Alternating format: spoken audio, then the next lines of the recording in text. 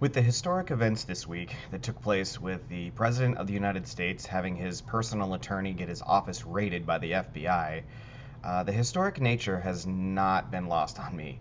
Before too much time passed, I wanted to record some thoughts and put it out there. Now, admittedly, I spend far too much time on social media looking at news, and not like I think the average person does, because I follow everything from Breitbart on the right all the way to your Occupy Democrats and Mother Jones on the left.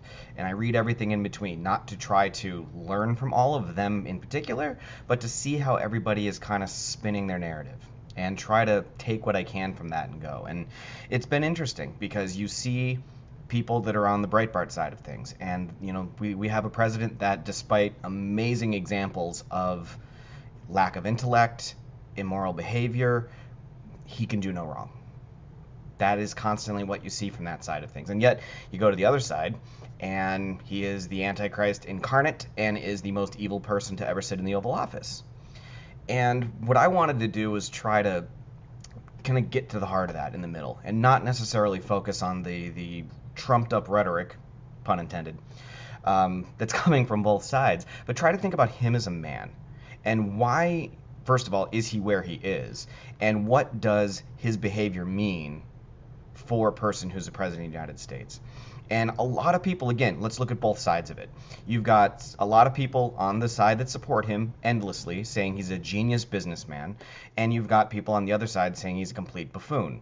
The truth is, frankly, in the middle of that. He's not a genius businessman. Let's just put that out there. His companies have gone bankrupt numerous times. He's somebody who started a mortgage company in 2006, which was not a genius move to be able to do.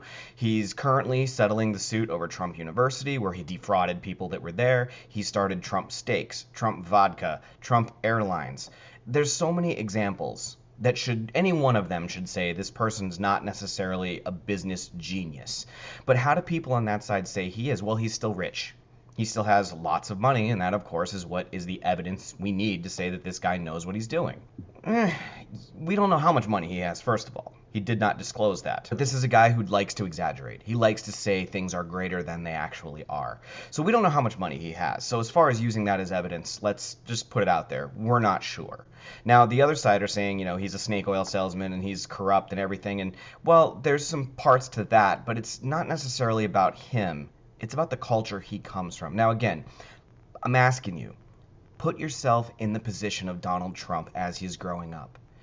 His father is the one that started the business. His father is the one that made the wealth that was there that eventually Trump inherited. Which, if you think about it, struggle is what people learn from. We all fail, and that's fine. You have to be able to do that in order to learn and develop and grow. And if somebody has robbed you of that opportunity, they've robbed you of the ability to grow past your very juvenile confines. He was somebody that never had to struggle. Mistakes can be bought off, and so many people have witnessed that in life, where people that have means at their disposal kind of skate through life, and they don't really have to deal with the ramifications of their actions. He was somebody that during the 70s and 60s, when others are going off to war because they had to, he got to use his wealth as an example to get away from it and not have to go sacrifice. When eventually he gets the company, it went bankrupt numerous times. So the question is, why did people keep bailing him out? Why did banks choose to do that? It's very simple. Trump's name is a brand. It is something that people can glom onto and make money off of. Donald Trump is not the personification of, the swamp, the corrupt culture. He's just somebody that was raised in it. And he's never had to experience struggle or life outside of it. If you were in his position and you got to be where he was, despite bankruptcies, despite all these things, but you still end up rich and on top, you think you're pretty smart. And at a certain level, he is. He knows how to sell himself.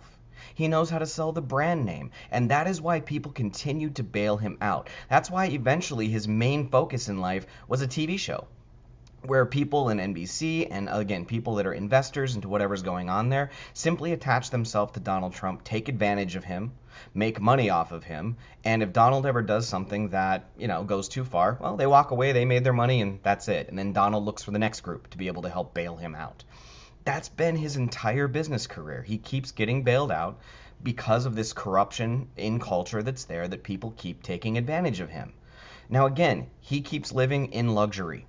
He's never had to struggle. And so all this stuff, it's easy for him to believe he's the genius. that he is the one, despite, and let's be real, if you've listened to the guy talk, he rambles. His language is basic. He can't put a lot of cogent thoughts together. If you've ever seen an interview, even on softball interviews like Fox News, he can't articulate policy to save his life. He's not a man of details. But in his mind, in that simple little world that he's created for himself, he's great. Actually, go Google something called Dunning-Kruger effect. It's part of psychology. They refer to it as a person that has low ability, but they kind of suffer from an illusory superiority because they just can't comprehend how bad they are at something. Think about this guy and kind of, he's failed at businesses, yet he keeps going through it and he keeps succeeding because people want to take advantage of him. Now, he goes ahead and he puts himself in the public forum. He runs for president. And the timing, as we know now, was perfect. It was absolutely perfect. The Democratic Party has really failed in its messaging for a lot of America. And look, it's not that there's parts of America that are good and parts of America that are bad. I know that each side, again, reading Breitbart and Mother Jones, love to talk about this world like that. It's not like that. I travel to red states all the time. I was in several of them this past week. Do you know what 3 businesses you pretty much see in these states? Agriculture, industry, as far as like manufacturing industry that's there, and then, you know, little mom and pop shops that are all over the place. Those are kind of the things you see. Mom and pop shops are getting replaced by Walmart. People are losing what they had. Agriculture now has to compete, and it's easy to blame NAFTA for some of that with Mexico and Canada for what's going on. And in the agricultural bit, they've got more people that are, again, Hispanic that are coming into the workforce. In fact, this past week, I witnessed an elderly group of gentlemen in a restaurant in South Dakota talking about and very much lamenting the fact that so many taco shops were popping up in town. I mean, it doesn't take a genius to figure out somebody could come in, take advantage of the natural prejudice that is there. And again, the other piece of it being the manufacturing jobs, they are going to other countries. We cannot compete simply because of our minimum wage laws with what others can do for the low wages that are there.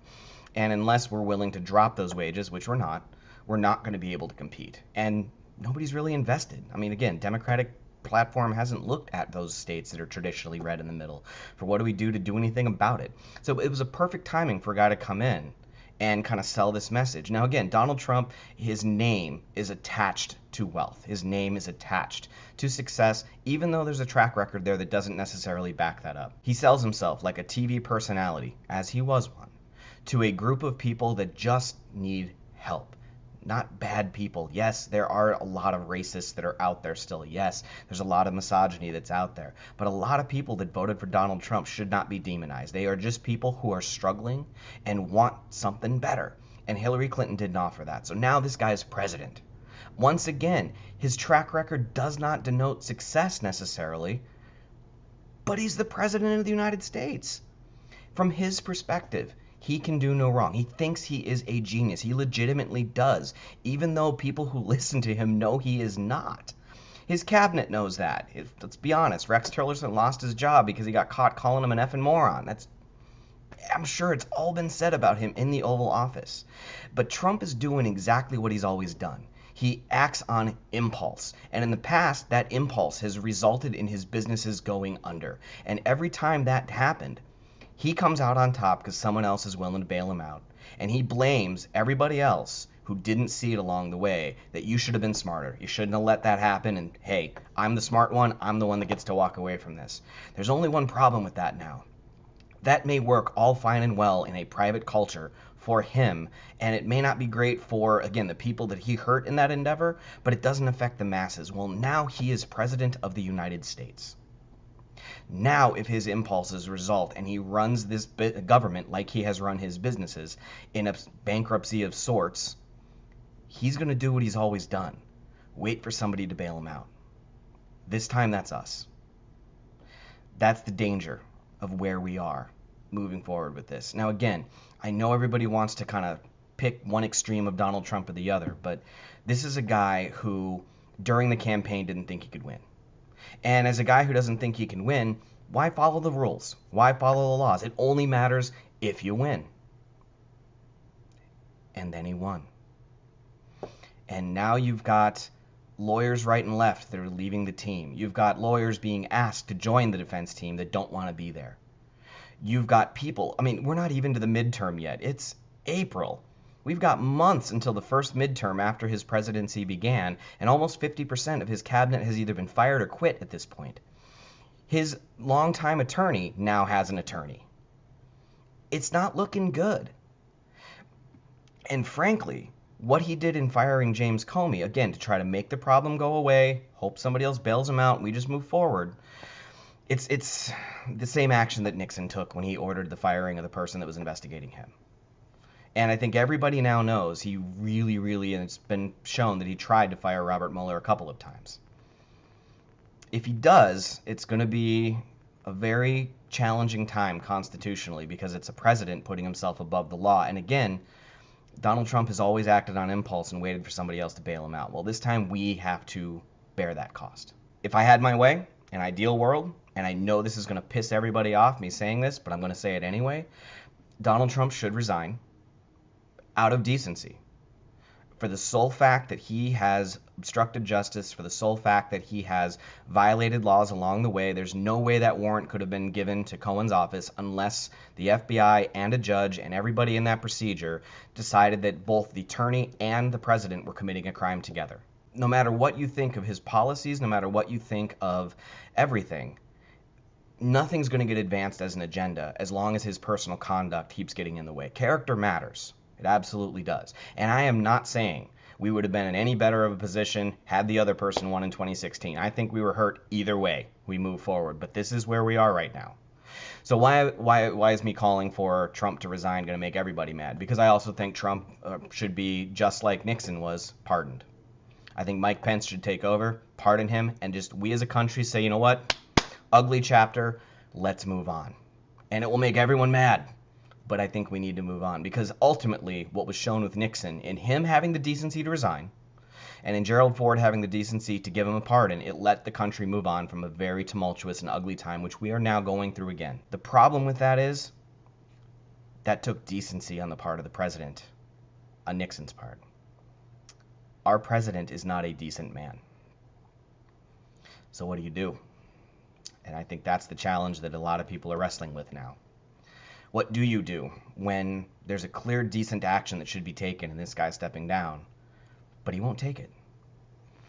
Unfortunately, extremism breeds extremism. And if he's going to be extreme on one side, it's going to be an extreme fight on the other side. And God knows where this is going to end. But I genuinely believe, as ugly as 2016 was, it was just the beginning. I don't think we have seen the end of how ugly this partisan and political divide this country has is going to get. And frankly, there's no reason for it.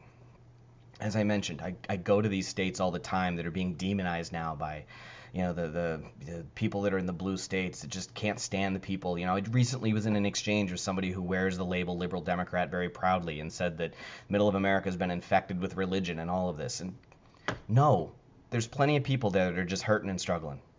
They needed something different. And the Democratic Party didn't offer them that.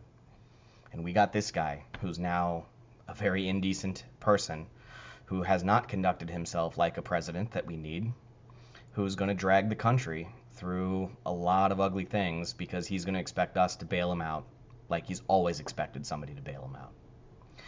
I would love to end my thoughts here on a positive note, but looking forward, there's a lot of challenges that are there, and I just hope it turns out positive in the end.